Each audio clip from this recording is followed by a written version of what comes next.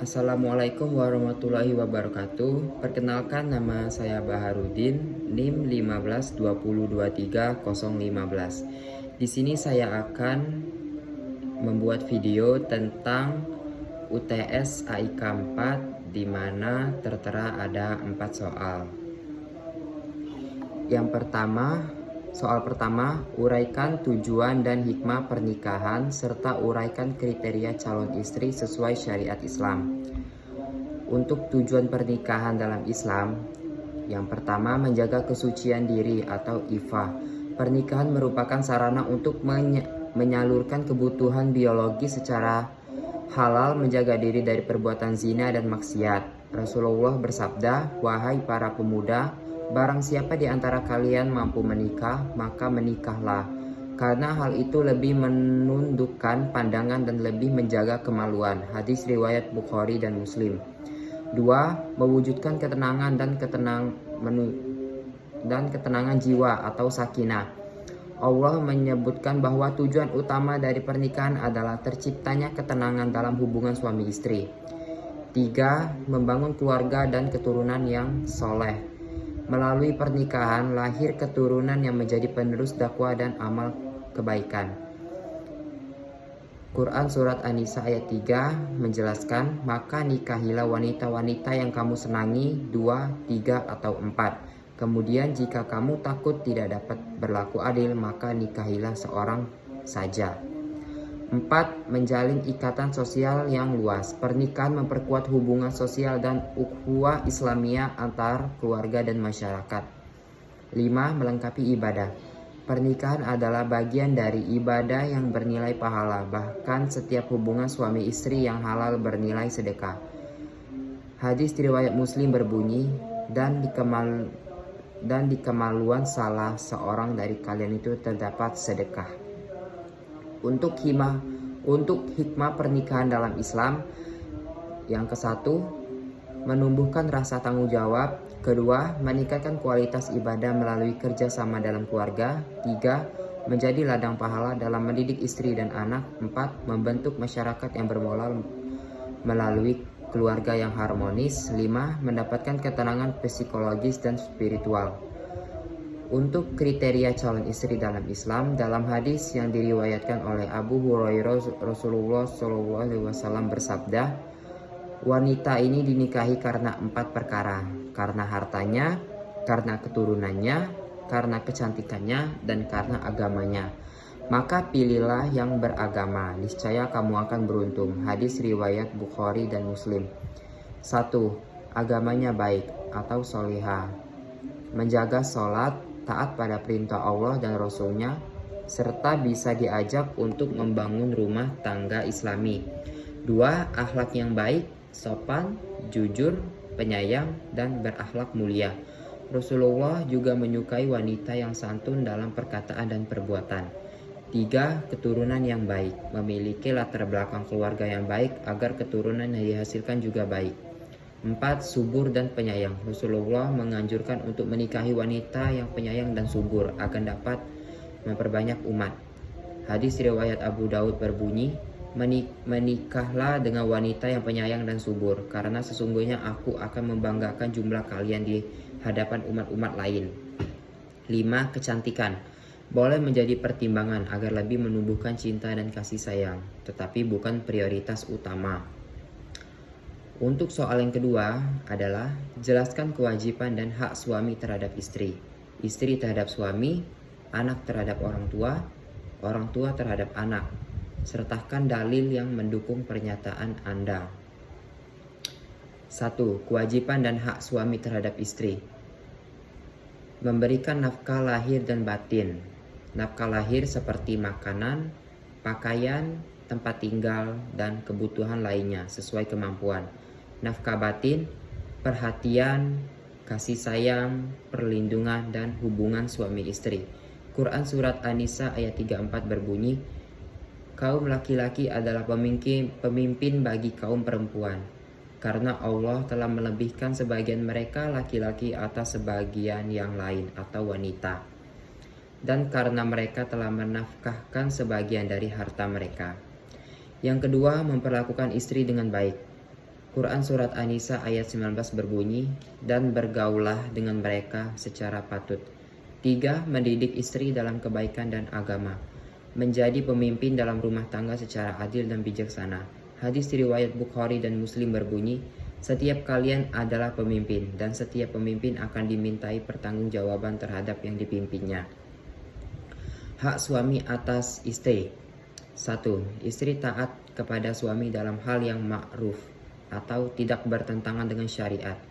Hadis riwayat Tirmizi Sya'ih berbunyi, jika aku boleh menyuruh seseorang untuk sujud kepada orang lain, niscaya aku perintahkan seseorang istri untuk sujud kepada suaminya. 2. Menjaga kehormatan dan harta suami saat suami tidak ada.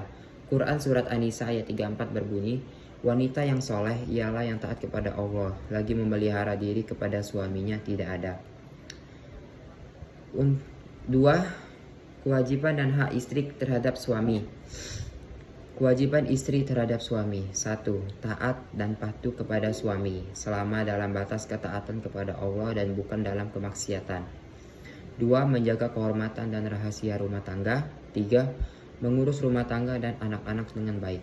Hadis riwayat Abu Daud berbunyi, sebaik-baik wanita adalah jika kamu memandangnya, dia menyenangkanmu, jika kamu memerintahnya, dia menaati, dan jika kamu tidak ada, dia menjaga dirinya dan hartamu. Hak istri dari suami. 1. Nafkah lahir dan batin, perlakuan yang baik dan tidak kasar, hak atas mahar. Quran Surat An-Nisa ayat 4 berbunyi, berikanlah mahar atau mas kawin kepada wanita yang kamu nikahi sebagai pemberian yang penuh kerelaan. Kewajiban anak terhadap orang tua. Kewajiban anak, berbakti dan taat kepada orang tua selama tidak dalam kemaksiatan. Quran Surat Al-Isra ayat 23 berbunyi, dan Tuhanmu telah memerintahkan agar kamu jangan menyembah selain Dia, dan hendaklah kamu berbuat baik kepada ibu bapakmu.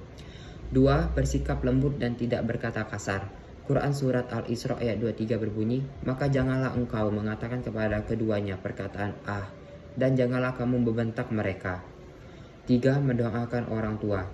Quran Surat Al-Isra ayat 24 berbunyi, dan ucapkanlah, wahai Tuhanku, sayangilah mereka keduanya sebagaimana mereka telah mendidikku waktu kecil.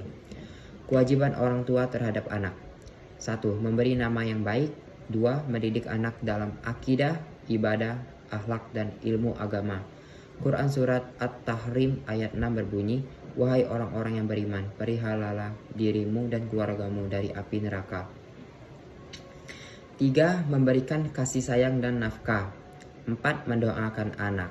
Quran Surat Hadis riwayat Baihaqi berbunyi, doa orang tua untuk anaknya seperti doa Nabi untuk umatnya.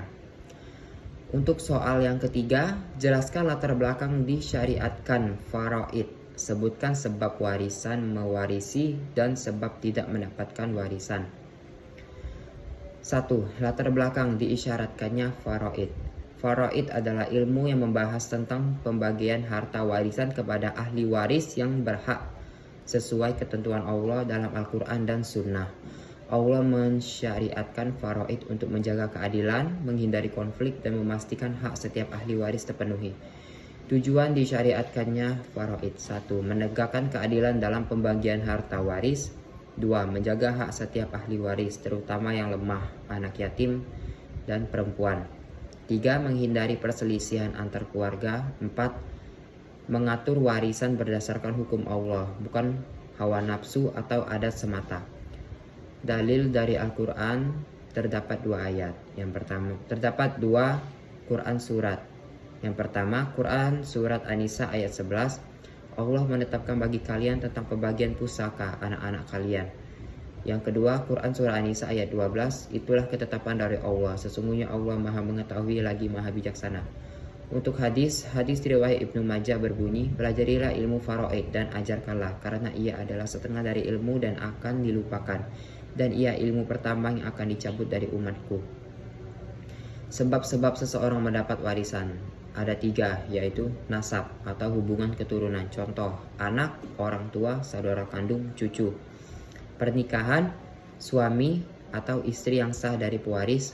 Wala, hubungan karena memerdekakan budak dalam konteks sejarah perbudakan berlaku dalam hukum klasik. Sebab-sebab gugurnya hak waris terdapat 3. 1. Pembunuhan. Ahli waris membunuh pewaris secara sengaja. Hadis riwayat Abu Daud dan Tirmizi berbunyi, seseorang pembunuh tidak mewarisi dari orang yang dibunuh. Yang kedua, perbedaan agama. Muslim tidak mewarisi dari non-muslim dan sebaliknya. Hadis riwayat Bukhari dan Muslim berbunyi, tidaklah seorang muslim mewarisi orang kafir dan tidak pula orang kafir mewarisi orang muslim. 3. Budak. Seorang budak tidak bisa menjadi ahli waris karena dirinya dan hartanya masih milik tuannya. Untuk soal yang keempat atau soal yang terakhir adalah, buatlah simulasi perhitungan faraid keluarga Anda jika yang wafat adalah ayah dengan meninggalkan harta warisan sebanyak 100 juta setelah dikurangi zakat, pengurusan jenazah, hutang, dan lain-lain. Berapa jumlah yang dapat masing-masing ahli waris sesuai kaidah fikih Islam? Langkah pertama, menentukan hak waris. Istri mendapatkan 1/8 dari harta karena pewaris meninggalkan anak. Anak-anak, 1 laki-laki 2 perempuan. Sisanya dibagikan kepada anak-anak dengan perbandingan 2:1 untuk laki-laki dan perempuan. Langkah kedua, menghitung bagian istri. Bagian istri 1/8 dikali 100 juta sama dengan 12.500.000.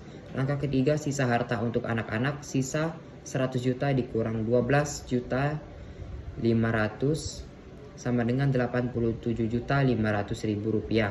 Pembagian dengan rasio 1 anak laki-laki sama dengan 2 bagian, 2 anak perempuan sama dengan 1 bagian dikali 2 sama dengan 2 bagian. Total ada 4 bagian. Maka 1 bagian 87.500.000 dibagi 4 sama dengan 21.875.000. Untuk hasil akhir, istri atau ibu bagian 1/8 nominal 12.500.000 rupiah. Anak laki-laki 2 bagian, 2 dikali 21.875.000 nominalnya 43.750.000. Anak perempuan yang pertama 1 bagian 21.875.000. Anak perempuan yang kedua 1 bagian 21.875.000. Totalnya 100 juta rupiah.